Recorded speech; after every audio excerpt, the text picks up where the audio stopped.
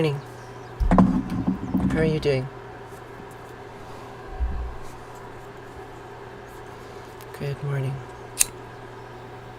Baruch atah asher anat melecha ha'olam asher kishani mitzvotav v'tzivani lehitatich latzitzit.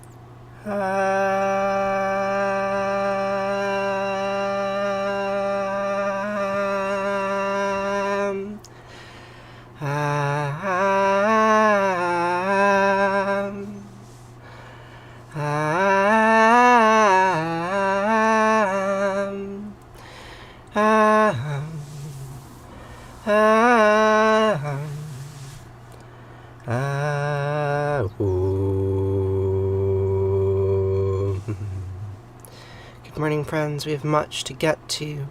Please say hello in the chat. Tap the screen if you like the stream. We're going to begin with a prayer from the book of Deuteronomy, written when the Jews returned to Jerusalem after a long exile. Shema Yisrael Asher Eloheinu Yahweh Echad.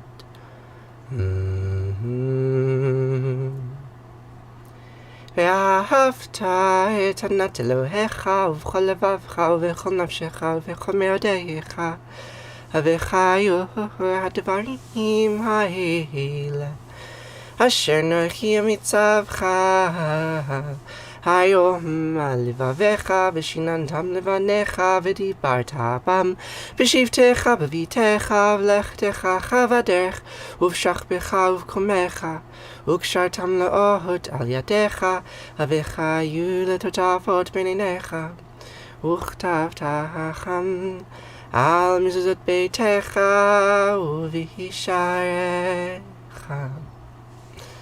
Good morning. Thank you for the follow, Laura. Please say hello. Please let me know how you're doing on this day of grief. Those are the words that are typically said in, most synagogues in the United States at least. But if you continue to read the book of Deuteronomy, you will see that the prayer continues. And the last part, I believe, is the most poignant for today. It goes like this. V'chaya ki v'yachaya v'elohecha el ha'aretz asher nispai levatecha le'avram nischach el Yaakov לתת לך עברים גדולות וטובות אשר לא בנית ובתים מלאים כל טובה אשר לא מילאת וברות עצובים אשר לא עשת כרעים וזיתים אשר נתת והלכת ושבת. הישמר לך פן תשכח את יהוה אשר תשכח מארץ מצרים מבית עבדים. When Yahweh Eloheinu brings you into the land that he swore to your fathers Abraham, Isaac, and Jacob to assign to you, great and flourishing cities that you did not build, houses full of all good things that you did not fill, hewn cisterns that you did not hew, vineyards and olive groves that you did not plant, and you eat your fill. Take heed that you do not forget Yahweh, who freed you from the land of Egypt, the house of bondage. I'm doing all right, Rob, given the circumstances. Could be a lot better, but, it is what it is. I'm glad that you find this refreshing. I'm wondering what other media is in your diet if this is what you find refreshing. But welcome. Thank you for being here with me this morning as we mourn together. So, those words were written around 500 BC, give or take, when a elitist priesthood. Good morning, Julianne. Nice to see you. When an elitist priesthood returned from Babylon to assert its authority over the area of land that had once been the kingdom of Judah, but now was Persia. And King Cyrus had given them permission and funds to do violence and rebuild their temple. And this is a story about that.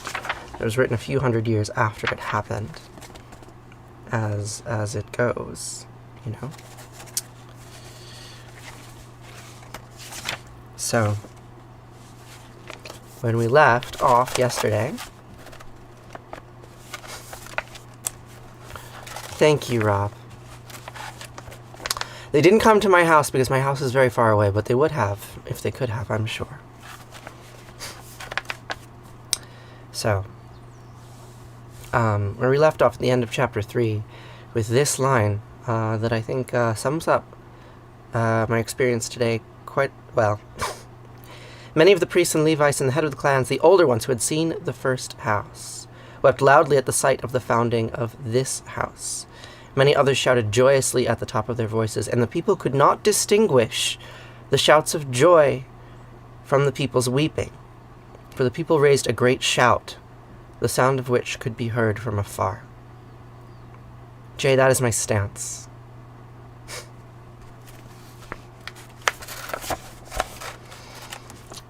Problems arise when you cannot differentiate joy from weeping.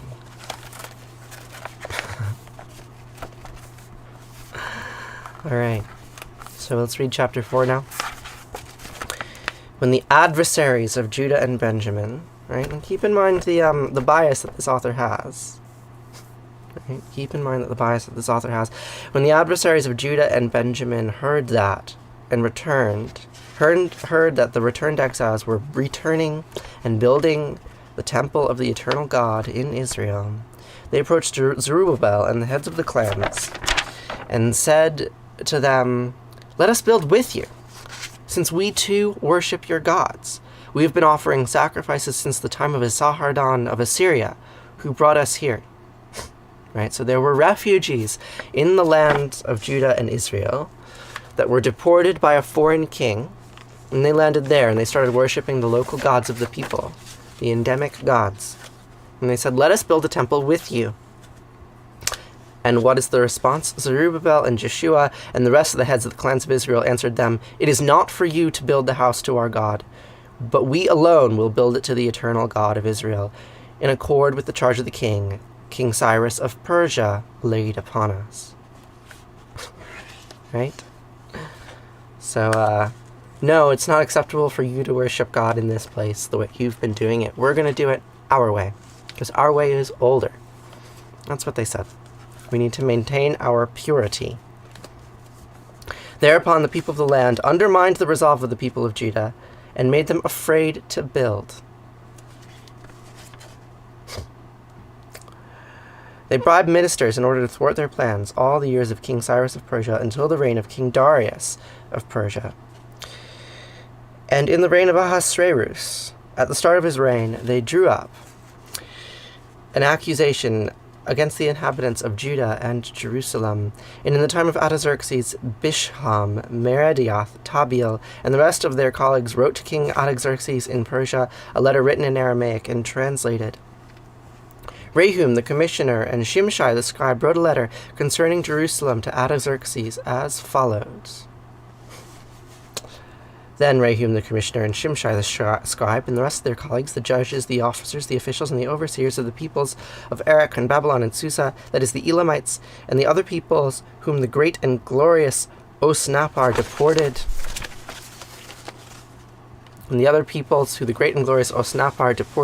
and resettled in the city of Samaria, and the rest in the province beyond the river, wrote, and now, and this is the text of the letter that they sent to him. To King Artaxerxes, from your servants, the populace of the province beyond the river. And now, be it known to the king that the Jews who came up from you to us have reached Jerusalem and are rebuilding that rebellious and wicked city. They are completing the walls and repairing the foundations. We are reading from the book of Ezra, which was written by Jews who returned to Jerusalem after the exile and wrote about how they excluded other people from building the temple with them. It's a very old story, written about 400 BC.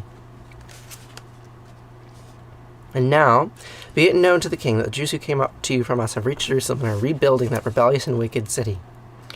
And they are completing the walls and repairing the foundation. Now be it known to the king that if this city is rebuilt and the walls completed, they will not pay tribute, poll tax, or land tax in the city, and it will harm the kingdom of Persia.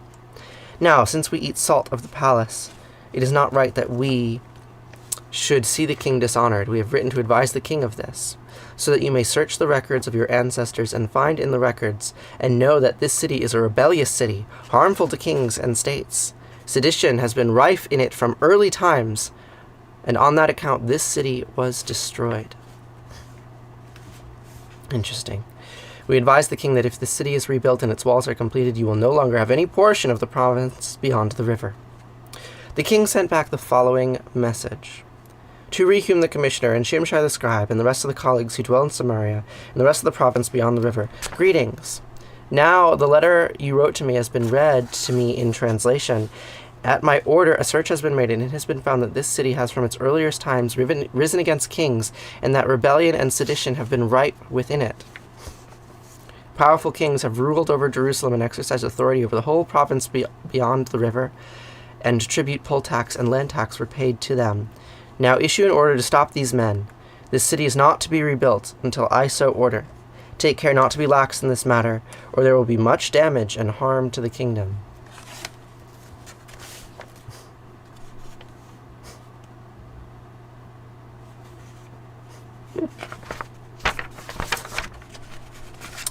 When the text of the letter of King Artaxerxes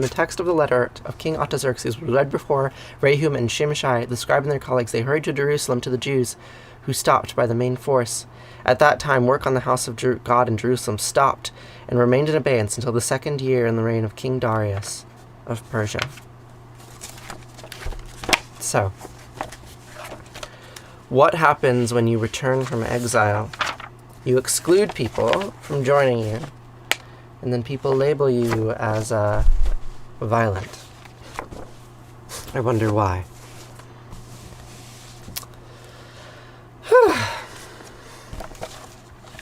So, let's see. Should we continue on? Yeah, we'll read one more chapter. We'll read chapter 6. Then the prophets, Haggai the prophet and Zechariah son of Iddo, prophesied to the Jews in Judah and Jerusalem, inspired by the God of Israel. Thereupon Zerubbabel, son of Shealtiel, and Jeshua, son of Josiah, began rebuilding the house of God in Jerusalem with the full support of the prophets of God. At once, Titani, governor of the province beyond the river, Shethar-Bozenai, and their colleagues descended upon them and said this to them, Who issued orders to you to rebuild this house and complete its furnishing? Then the officials said to them, What are the names of the men who are engaged in this building?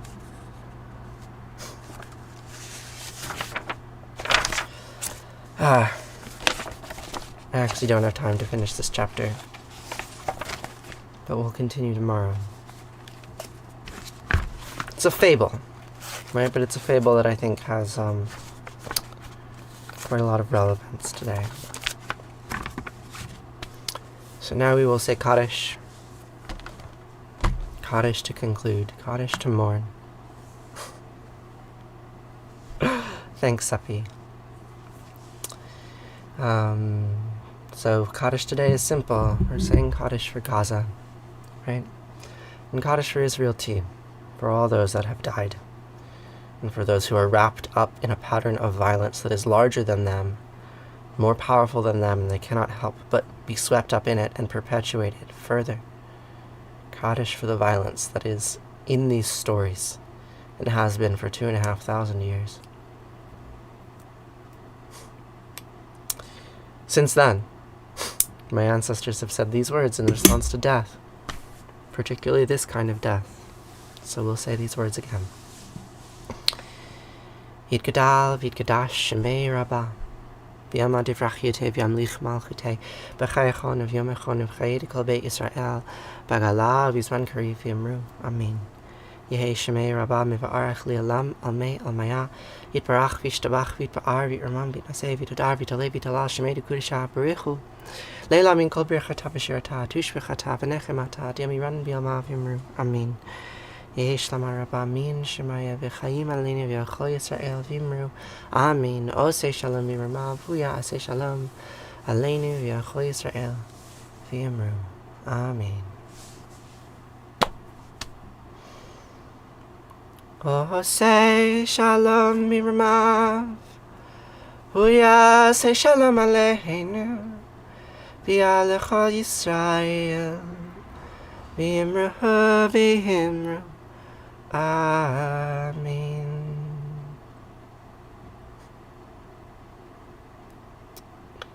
Thanks, friends. Thanks for joining me today. Thanks, Casey.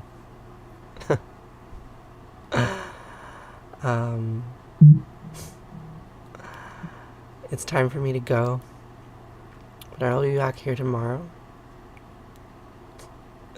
It's good to see you too, Suppy. Thanks, Nicholas. You're loved too, Julie. You are. Yeah, so if you appreciated this stream, please check out the link in my bio. Consider supporting on Patreon. And there's also a link to my Discord server, so if you want to chat on Discord, you are more than welcome to. Just check out the link in my bio, and a link to Discord is right there. Right there waiting for you. So until then, until tomorrow, have a great day.